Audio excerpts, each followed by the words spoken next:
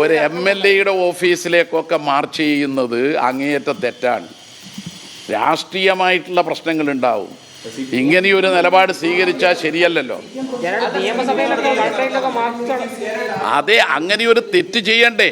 ഇത് മറ്റേ MLA എന്ന് പറഞ്ഞ് പെൺകുട്ടികളെ പ്രണയിച്ച് ഗർഭിണിയാക്കി ഗർഭചിത്രം ചെയ്ത MLA ആണ്. അതേതാ? അത് 3 ആളായി. വളരെ എളുപ്പത്തിൽ പാർട്ടിക്ക് പ്രതിരോധിക്കാൻ പറ്റും. ഈ തകർത്തുകൊണ്ട് തിരുത്താനുള്ള ശ്രമമാണെങ്കിൽ ഇതാണ് കണക്ക്, ഇത്ര രൂപയാണ് പിരിച്ചത്, ഇത്ര രൂപയാണ് കുടുംബത്തിന് നൽകിയത്, ഇത്ര രൂപയാണ് വീടിന്, ഇത്ര രൂപയാണ് നീക്കിയിരിക്കുന്നത്. പാർട്ടിയിൽ അതെല്ലാം പറഞ്ഞിട്ടുണ്ട്. പാർട്ടിയിൽ ഇതെല്ലാം പറഞ്ഞിട്ടുണ്ട്.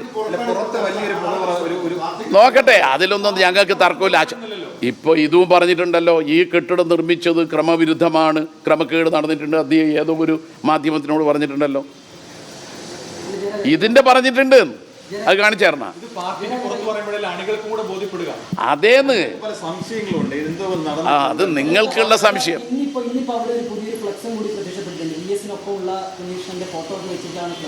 എൻ്റെ കൂടിയുള്ള ഫ്ലെക്സ് വരും. ഞാൻ എത്ര തവണ അദ്ദേഹത്തെ കണ്ടിന്, അതേ ഏരിയ സെക്രട്ടറി, ഞാൻ ജില്ലാ സെക്രട്ടറി. ഒരാളും ഉണ്ടാവില്ല, ഒരാളും ഉണ്ടാവില്ല. മറ്റൊരു കാര്യം, ഇന്നലെ അവിടെ നടന്ന പ്രതിഷേധ പ്രകടനത്തിന് നേരെ CPM-ന്റെ ഭാഗത്തുനിന്ന് ഒരു അക്രമമൊക്കെ ഉണ്ടായിരുന്നു. BJP-യുടെയും കോൺഗ്രസിന്റെയും പ്രതിഷേധ പ്രകടനങ്ങൾ ഒരു MLA ഓഫീസിലേക്കൊക്കെ മാർച്ച് ചെയ്യുന്നത് അങ്ങേയറ്റം തെറ്റാണ്. രാഷ്ട്രീയമായിട്ടുള്ള പ്രശ്നങ്ങളുണ്ടാവും. ഇങ്ങനെയൊരു നിലപാട് സ്വീകരിച്ചാൽ ശരിയല്ലല്ലോ.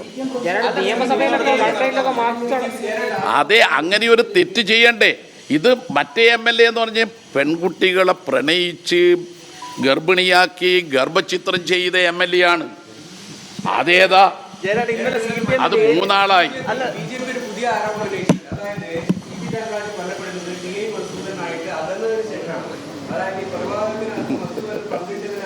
കൊലയാളികളായ RSSകാരെ എപ്പോഴെങ്കിലും പറഞ്ഞിട്ടുണ്ടോ ഈ UK കുഞ്ഞിരാമനെ കൊലപ്പെടുത്തിയത് RSS അല്ലാന്ന്, ഹരിദാസനെ കൊലപ്പെടുത്തിയത് RSS അല്ലാന്ന് അവരാരെങ്കിലും പറഞ്ഞിട്ടുണ്ടോ? ഇതന്നെ കാര്യം. ഒരു തെളിവും ഇതിലില്ല എന്നാണ് ഇപ്പോൾ പാർട്ടി പറയുന്നത്.